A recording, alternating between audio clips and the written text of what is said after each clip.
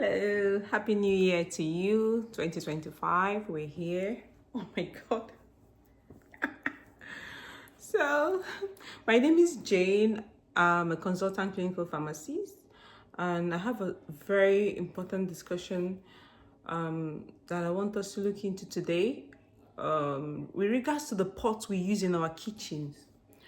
Okay, for a while now, I've been looking at the bulk of research work going on with respect to the pots that we use, their makeup, and what the scientists are presently saying about this pots. I'm very happy to see a circulating video. I think it was Chef who showed that video of how they make pots, the non-stick pots. So there have been some observation and conclusion with respect to this pot, and I want us to look into it to see which ones are affecting our health adversely and which ones we should be using, in as much as we are focused on eating the right meal, taking the right medication and all that. It's also important to discuss how other elements in our environment can actually affect our overall health. And one of them starts in the kitchen. Okay, so I personally have not been very comfortable or confident with non-stick pots. The fact that it peels off, we've had the story about PAB, the stuff in rubber plates, whereby everybody, like most people, won't use rubber plates even to heat up in the pot anymore, heat up in the microwave. Everybody's trying to use items that are not rubber plates to ensure that these things, they seep out from the rubber plate. I'm sure we already know that story. So the way rubber plates are toxic when they are heated up, that's the same way non-stick pots are toxic when they're heated up. Not all non-stick pots, but if you listen to me, I'll try to differentiate it for you so that we can know which one is best for us and the ones to avoid. So I think I'll start with the best. The idea of a pot is something that will not affect the food or leach into the food. So when you cook, we mostly cook at high temperature, most times above the boiling point. Okay, so this means that if a metal or an alloy or whatever thing you're going to use to using as a pot is able to release its component into your food, you'll be eating part of that pot. This is the same problem that we have with rubber plates, whereby they say part of the rubber plates, when they're heated up, they go into your food and is unhealthy for you. Okay, so the best kind of pot to use are actually the glass pots. So glass pots are kind of inert substances will not leach into your food easily. Unfortunately, glass is very expensive and is very difficult to maintain. So even if you buy a glass pot, like for someone like me that have toddlers, young children, that means they can easily break this pot. If I'm not careful, I'll have to be replacing the pot every time.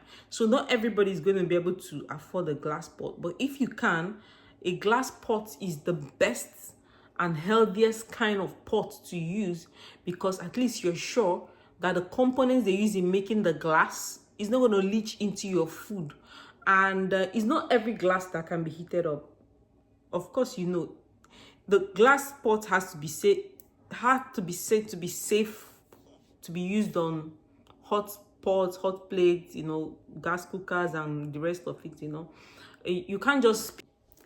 So the upper echelon of pot use, like the highest quality or the healthiest, let me not say the highest quality, because glass pots are not even like the most expensive pots we have in the market right now, but the healthiest pot to use in cooking will be glass pots, followed by the stainless steel pots. So the stainless steel pot, I will put it at number 3. I will tell you why later on. So let's call stainless steel pot the number 3. So in stainless steel pots, what you have is that steel is used in making the pot, and steel is an alloy. Okay, so alloys are better. This steel alloy is better, unless for people that have nickel allergy. Nickel, not everybody will have, very few people have nickel allergy. It irritates their skin. If you have it, you will know.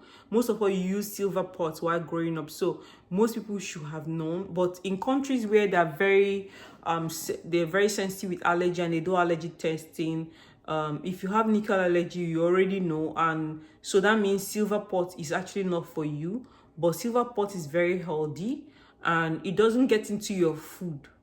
I place it at number 3. Okay, so then there are ions. Sorry, did I not say ion? I mean metals. There are metallic pots. In the periodic table, if you're a science student, you will know that aluminium, the position of aluminium and the position of zinc, of iron, these two elements are used in making pots, iron and aluminium. So there are cast iron pots and there are cast aluminium pots. They are also used, but the problem with aluminium is that is the most unhealthy between the two, right? Cast iron pots are okay and healthy unless when they are coated with something that is bad, right? Cast aluminium, unfortunately, because of its position in the periodic table, if you remember the basic science of it, it's very reactive, or it's enough to react with acid. And if you're cooking acidic food like tomatoes or citrus family, or you're cooking any acidic food at all, it's going to encourage the aluminium to react with it to form salt. And this is not healthy for you. It's extremely not healthy. Cast aluminium pots are not healthy for you. Do not use them unless they are coated with something that is good, right? So we spoke about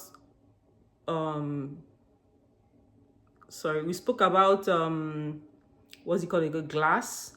We also spoke about not aluminium now. The third one was stainless steel pot, and the fourth one is iron pot, and the fifth one will be aluminium pot. Not necessarily recommended because it's not healthy. Aluminium will get into your food and you don't want that.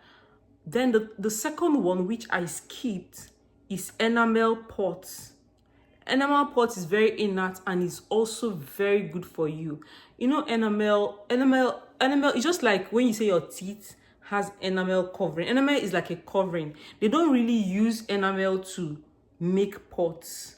What they use enamel to do is to cover aluminium or iron pots. So you will see the pot will be written enameled, right? Because enamel is good in that they use glass.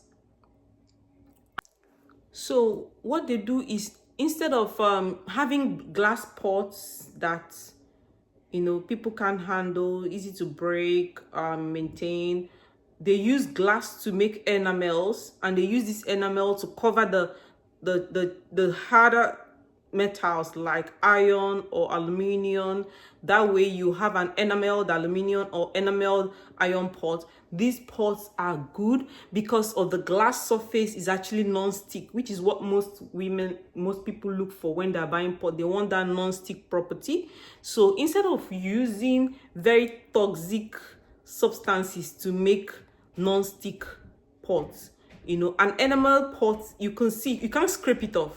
No, just like the enamel in your teeth, you can't remove it, you can't scratch it off, right? So this idea of it's gonna peel off is not there. So those ones that peel off easily are actually not healthy. They're actually killing us. They cause cancer. You see all this childhood cancer happening everywhere for children, and they don't care. They're making more of it and they're pumping it into the market, and it looks so nice, so colorful. right? So we have glass pot, we have enamel pot as number 2, and you have cast iron pot as number 3. Then aluminium pot will be among the lower cadre of pots that anybody should be using right now. Our forefathers used clay pots. Now we're exposed to all sorts of metal, swallowing all sorts of things in the name of cooking food, and we don't know we're the one killing ourselves. Any pot that is non-stick with all this PFAO, all those Teflon, Teflon have been banned in so many countries. And the funny thing is that some of these companies are not being truthful what they're using. Some countries will insist that you will write out what you used in making your pot so that the customers can at least decide, do their own research and decide. But please don't buy the pots that are non-stick when they are using unhealthy substances to make them, no matter how cheap they are. They are not for you, they're not for your children. These things are very dangerous, just like the rubber, or even worse. Even right now, using rubber spoons to cook, actually, I don't care about it anymore, right? Because you could actually get better materials like silver cooking spoon, or even wooden spoon. If you go to maybe Chinese cutlery, you see a lot of spoons for flipping pancake made with wood, and it's very, very nice. Lots of innovations in cooking going on that are healthier. I remember this lady was talking about it a long time ago. She even runs a pot, like a pot home. That's what's this lady's name again? Nancy is Cora's sister. I think she runs a shop, online shop for pots, whereby her pot was making her have, is it asthma, or have this breathing problem. These things can cause autoimmune disease. And some people who are not conscientious, who have not sat down to say, what is really causing this problem for me? What can I remove from my life that is causing this problem for me? If you don't do your research, you will not be able to know this is where my problem is coming from. Okay, so let's do better. If you can afford glass pot, fine. If you can afford enamel pot, if you can afford cast iron pot also. These things are not easy to do immediately. You can do it over time, like myself. Took my time, just replace these things, even replace pots, replace spoons, cooking spoon, storage plates now. Not to scare anybody, all right, but as we're talking about healthy eating, staying healthy, it's also important that we talk about other elements that are not necessarily food related that are affecting our general health. Okay, I wish you a happy 2024. Thank you.